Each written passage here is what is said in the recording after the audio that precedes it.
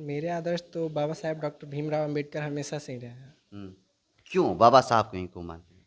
क्योंकि सर वो भी है, हम जैसी निचली जाति से ही बिलोंग करते हैं, और इसका कारण सिर्फ यही नहीं है, उनका संघर्ष मुझे लगता है कि उनकी जीवनी बहुत कष्टदायक रही है। उसके बावजूद उन्होंने मतलब कभी ऐसा नहीं है कि अपना लक्ष्य बदल दिया दूसरे रास्ते में। उन्होंने कहा है कि शिक्षा ही शेरनी का, वह शेरनी का दूध है, जो पिएगा वो दहाड़ेगा ज़रूर। स्कूल और जो कोचिंग संस्थान है, अगर दोनों में कंपैरिजन किया जाए तो किसको बेहतर मानते हैं? कहाँ पे बढ़िया पढ़ाई हो? सर बनना मैं सॉफ्टवेयर इंजीनियर चाहता हूँ, और इसके पीछे का रीज़न ये है क्योंकि आजकल मोबाइल का यूज़ बहुत ज़्यादा बढ़ गया है, और किसी भी व्यक्ति का मतलब पूरा डाटा आप देखेंगे तो उसके मोबाइल में मिल जाएगा आपको। ठीक। और इसी के चलते जो भारत में जो साइबर क्राइम की रेट है वो काफ़ी ज़्यादा बढ़ रही है अभी। किसी का भी डाटा हैक हो जाता है, मनी ट्रांजैक्शन भी आजकल बहुत बढ़ गया है मोबाइल से ही। तो उस टाइम पे भी मतलब क्या बोलते हैं कि उसके पैसे मतलब दूसरे अकाउंट में ट्रांसफ़र हो जाते हैं।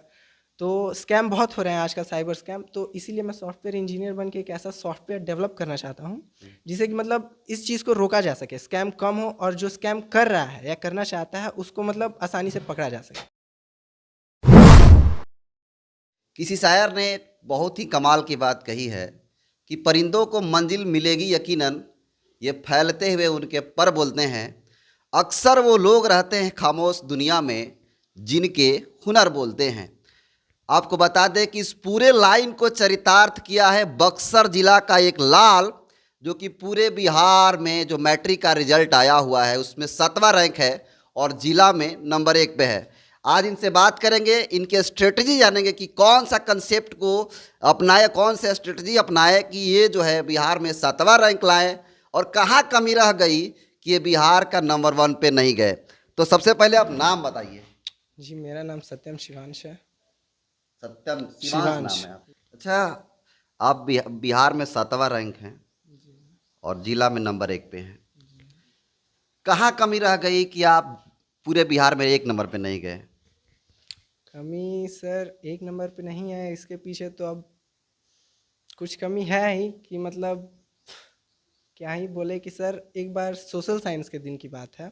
जिस दिन सोशल साइंस का हम लोग का पेपर था, वहाँ पे जो हमारे इन्विजिलेटर थे, हमें अभी सोशल साइंस का पेपर लेने में घंटे भर से ऊपर का समय था। किंतु उन्होंने हमारे जो पूरे क्लास था हम लोग का उस टाइम पे, वहाँ पे किसी को घड़ी अलाउड नहीं था। ठीक। ना ही किसी शिक्षक के पास, ना ही किसी विद्यार्थी के पास।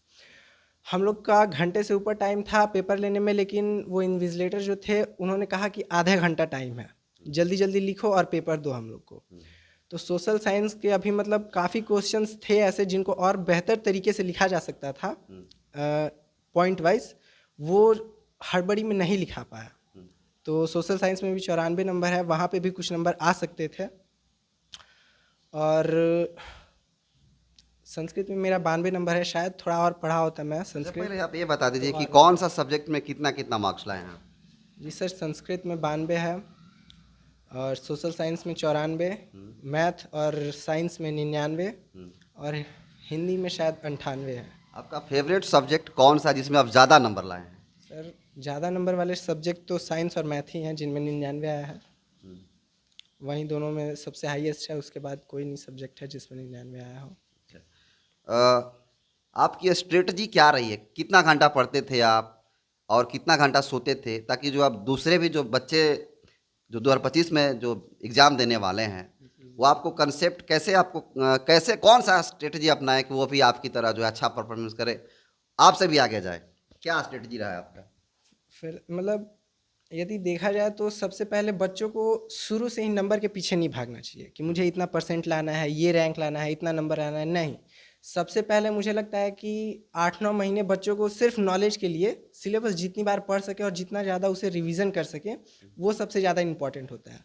उसके बाद के जो बचे 2-3 महीने होते हैं मैट्रिक की परीक्षा के, उनमें बच्चों को नंबर लाने के लिए मतलब जितना से ज़्यादा हो सके उतना क्वेश्चन अटेम्प्ट करना चाहिए। जैसे MCQ सॉल्व करे और मॉडल पेपर मतलब सॉल्व करते जाए। उस टाइम पे बच्चों को नंबर के बारे में सोचना चाहिए, लेकिन शुरू से ही उन लोगों को नंबर के बारे में नहीं, सबसे पहले उन लोगों को नॉलेज के लिए पढ़ना चाहिए बुक को। कोई भी सब्जेक्ट का बुक हो, सबसे पहले उसे नॉलेज के लिए पढ़े, और उसके बाद जितना ज़्यादा हो सके आप रिवीजन करिए। अच्छा, मेरा वो सवाल नहीं था, मेरा सवाल था कि आप कितना घंटा पढ़ते हैं? हम सर डेली डेली मतलब इतना का था कि मतलब एक रूटीन नहीं था कि इतना बजे से इतना बजे पढ़ना है, बट हाँ ये रूटीन था कि मतलब दिन भर में मुझे 4 से 5 घंटे कवर करने होते हैं। और हर रोज़ मतलब मैं टारगेट रखता था कि आज पूरे दिन में मतलब मुझे ये टॉपिक कंप्लीट कर जाना है हर सब्जेक्ट का। अच्छा सत्यम जी, आप बिहार में 7वें हैं, जिला बक्सर जिला में टॉप पे हैं। अपनी सफलता का श्रेय किसे दीजिएगा? मेरी सफलता का जो श्रेय है वो मेरे परिवार को जाता है, जिसमें मेरे पापा, मेरी माँ और मेरी बहन है। क्योंकि जैसा कि मैंने कहा कि उन लोगों ने कभी दबाव नहीं बनाया कि मुझे ये रैंक चाहिए, इतना परसेंटेज चाहिए या फिर इतना नंबर चाहिए। उन लोगों ने हमेशा पढ़ाई के लिए प्रोत्साहित किया है, प्रेरित किया है कि तुम पढ़ो, जो आता है देखा जाएगा। कभी मतलब ये नहीं कहा कि अगर रैंक नहीं आया तो ये होगा वो होगा, नहीं।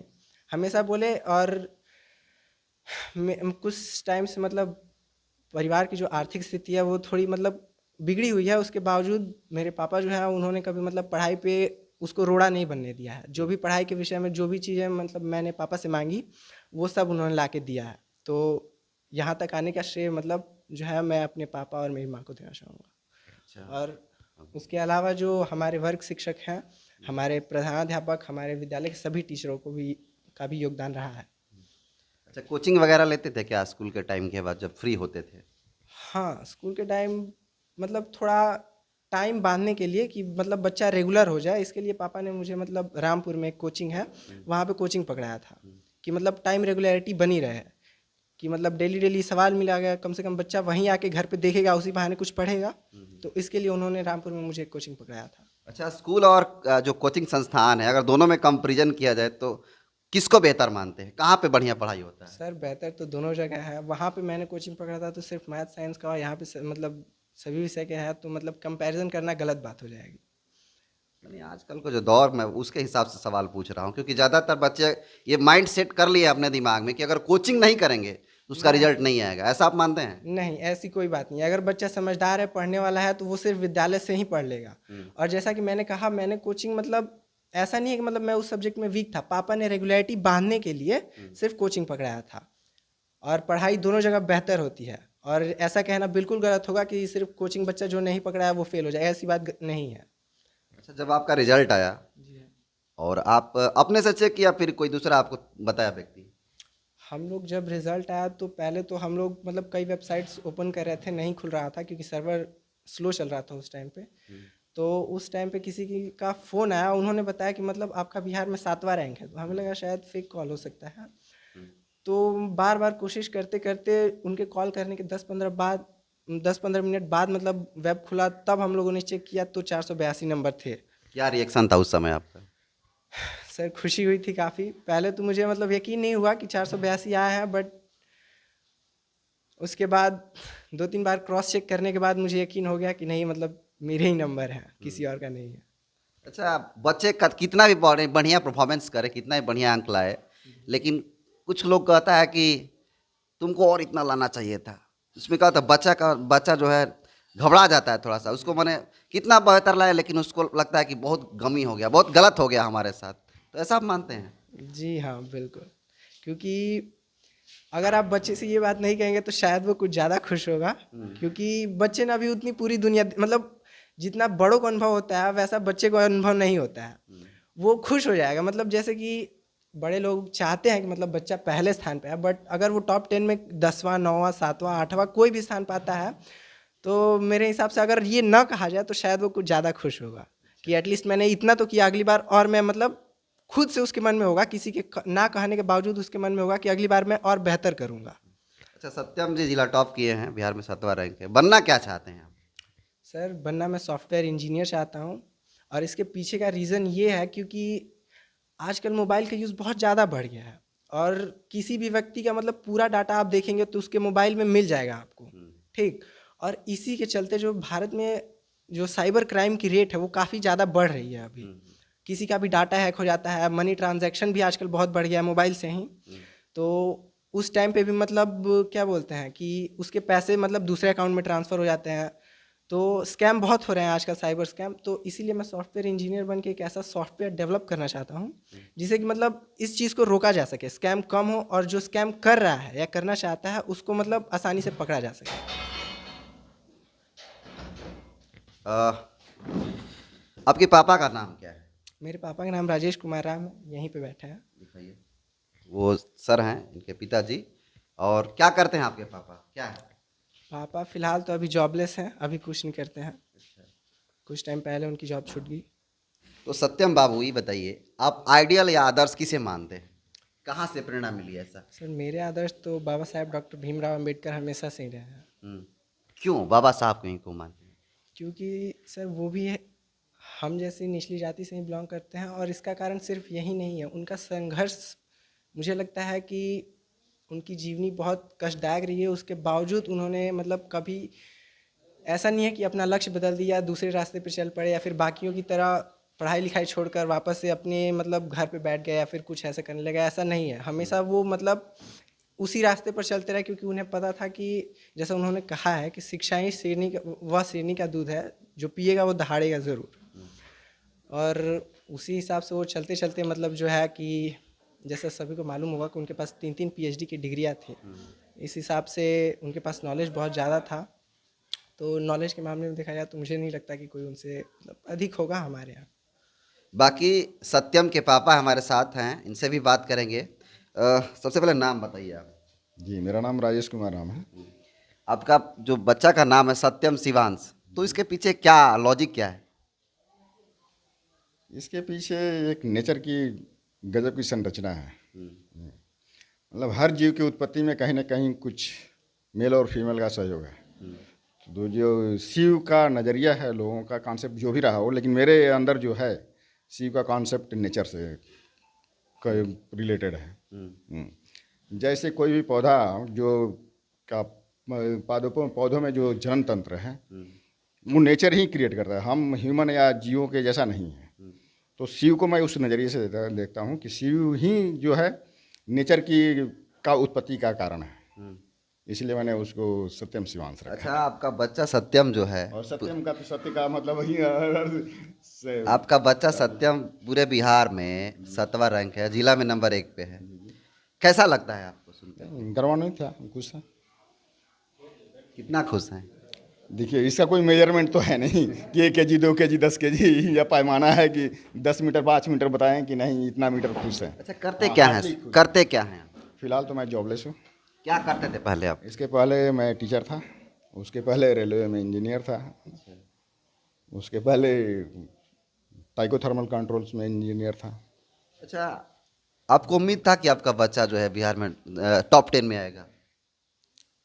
टॉप 10 में आएगा नहीं, लेकिन अच्छे नंबर आएंगे। और जहाँ तक है कि वेरिफिकेशन के लिए कॉल किया जाएगा, ये आश्वस्त था, क्योंकि बेटे को लेकर मैं ही परीक्षा दिलवा रहा था, मैं ही खाना बनाता था और उसको ले जाके सेंटर पर छोड़ता, फिर सेंटर से लाता। तो शाम को मैं डेली बेटे का पेपर चेक करता था, क्रॉस चेक करता था। तो पेपर चेक करता था तो हमें लग रहा था कि नहीं हमारा बेटा अच्छा करेगा। और घर पे जब हम आए तो उसके 1-2 रोज बाद ही मैंने बेटे को बोला था कि बाबू जो है बुक से कनेक्ट रहना है, मे भी कॉल हो सकता है वेरिफिकेशन के लिए। और इसका एग्जांपल बेटे से पूछ सकते हैं कि मैंने ये बोला कि हाँ बाबू ध्यान रखना कि सब्जेक्ट से जुड़ा रहना। हाँ। अच्छा, आजकल का जो दौर है, डिजिटल दौर है, बच्चे ज़्यादा मोबाइल यूज करते हैं, तो आपका बच्चा भी मोबाइल यूज करता था क्या ज़्यादातर? ज़्यादा यूज नहीं करता था, लेकिन करता था। और खुद हम अलाउ कर देते हैं, क्योंकि कुछ चीज़ें हैं जो कॉन्सेप्ट हम उसको नहीं दे पाते थे, तो मैं बोलता था कि हाँ जो कॉन्सेप्ट आपको नहीं समझ में रहा वीडियो देख लो, उसमें यूट्यूब पे बहुत सारे सब्जेक्ट के भी। अच्छा, ऐसा नहीं लगता कि आप ऐसा नहीं कहे कि जो है बच्चे बिगड़ जाते हैं मोबाइल देने पर? जी जी नहीं, ऐसा मेरी सोच नहीं है। मैंने हमेशा बच्चों को जो रियल में मैंने बच्चों को कहिए, जैसे पौधे को हम सींचते हैं वैसे हमने दोनों बेटों को सींचा है। थोड़ा भी इसमें नहीं है वो कि संदेह है कि नहीं मेरे बेटे गलत रास्ते पे जाएंगे। अभी तक तो ऐसा रहा है और हमारे बच्चे भी उसी अनुरूप मतलब बढ़ रहे हैं। अच्छा, ये सत्यम से मैंने बात किया तो बोला कि मैं सॉफ्टवेयर इंजीनियर बनना चाहता हूँ।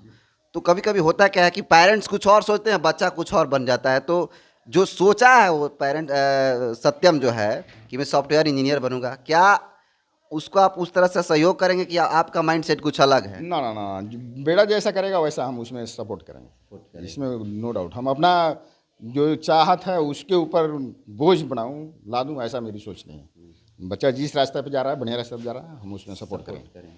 अच्छा, जब इसका रिजल्ट आया तो गांव में काफ़ी खुशी का माहौल बन गया होगा, कैसा लग रहा था उस समय आपको? बहुत बढ़िया लगा।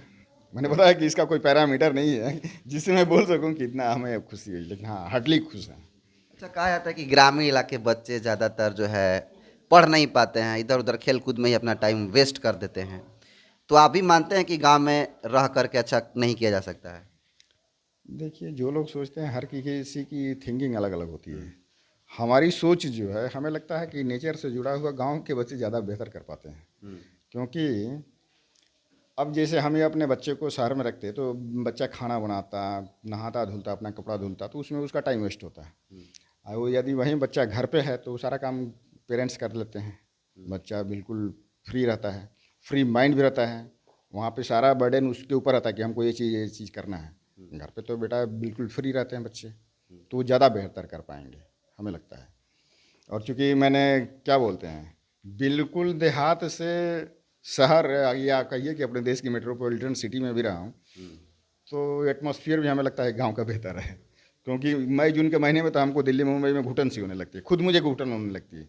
मुझे कोई कहे कि सबसे बेहतर कहाँ पसंद करें, तो हम कहेंगे कि क्या बोलते हैं, कोडरमा के जंगलों में हमारा घर बना दीजिए। हाँ, बिल्कुल गाँव से जुड़ा रहना था। चलिए, तो ये थे सत्यम के पापा, जिन्होंने अपनी फीडबैक दिया, प्रतिक्रिया दिया। बाकी आप लोग कैसे देखते हैं कमेंट कर जरूर बताइएगा। बहुत बहुत धन्यवाद।